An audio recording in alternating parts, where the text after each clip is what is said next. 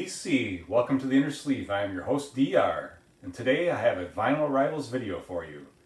So I have a couple different things I picked up here recently, and we're going to start out first with one I had high hopes for, and this is Slipknot's 7th studio album, and depending on what you read, it's either called The End for Now or The End So Far.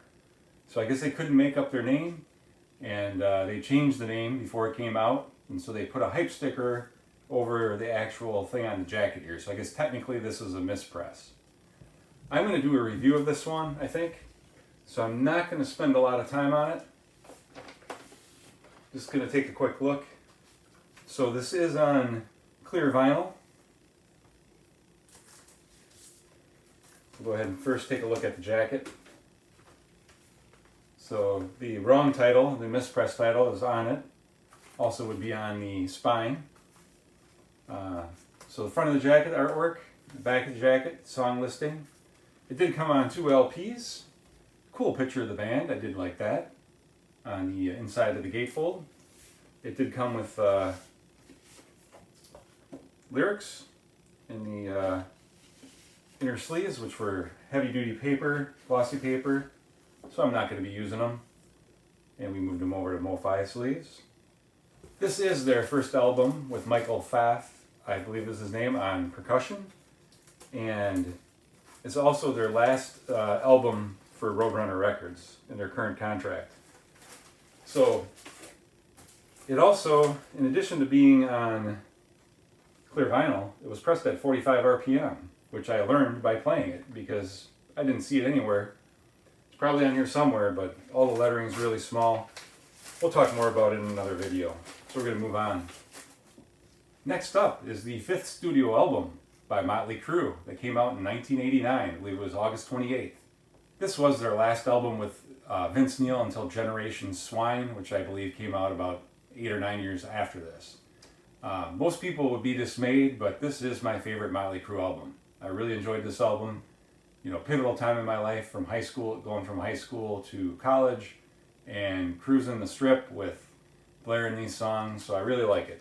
Glad to finally have a copy on vinyl. This is the 40th anniversary remaster.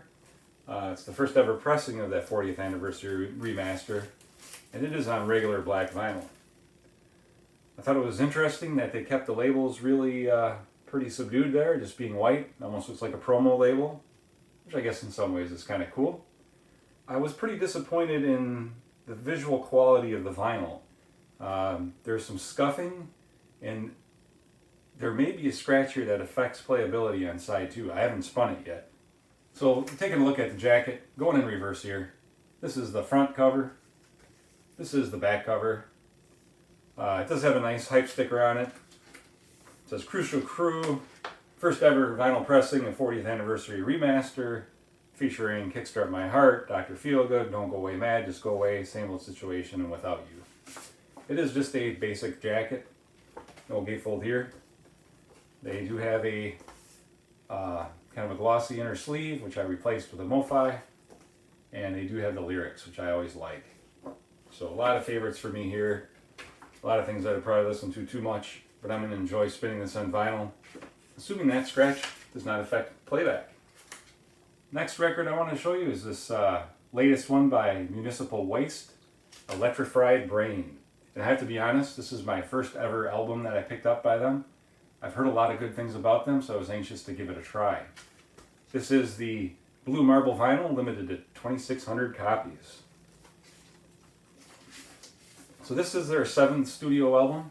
I don't know a lot about this band, so I can't give you all kinds of information on it. I may do a review of this one. Here is the vinyl. I really like the color of this vinyl. Some basic labels there, but it does come in a poly-lined inner sleeve. So let's take a look at the jacket. So these guys did form in Richmond, Virginia in the year 2000. They are kind of from that crossover thrash type, if you will. So I think DRI and Suicidal Tendencies is my understanding. I'm not a huge fan of either of those bands. Not saying I don't like them, I just really haven't gotten into them that much. But I have listened to this on streaming. I have not yet listened to my vinyl copy, but I liked it enough on streaming to decide to pick it up when I saw it in store. So here we have song lyrics, and here we have some photos of the band. Overall, a pretty simple presentation, but effective. The last recent acquisition I wanted to go over today is this box set of Iced Earth's Alive in Athens concert. So I'm pretty excited to have picked this up. I actually got this from Amazon UK, and I want to say it was $59.99 US dollars recently, which was quite a bit cheaper than I saw at other places. Hype sticker here says this is the 20th anniversary edition of one of the most monumental live recordings in heavy metal history. Includes a 12-page LP booklet, 60 by 60 poster, and the missing track colors. Fully dynamic vinyl mastering, and it is a limited 5 LP box set. So there's the front of the box, the back of the box, and I am going to do, I think I am going to do a full video on this, review it. So I'm just going to do a little taste here. We're just going to take a look at the first, at one of the jackets. They're all fairly similar. It is just a simple jacket. Good artwork though, songs on the back. And then they shoved 2 LPs in here. LPs are just regular black vinyl.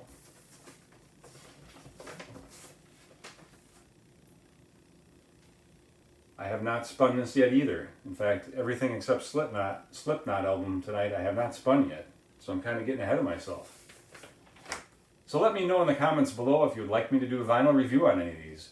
I hope you enjoyed the video. If you did, please like and subscribe. Keep those turntables spinning. See ya!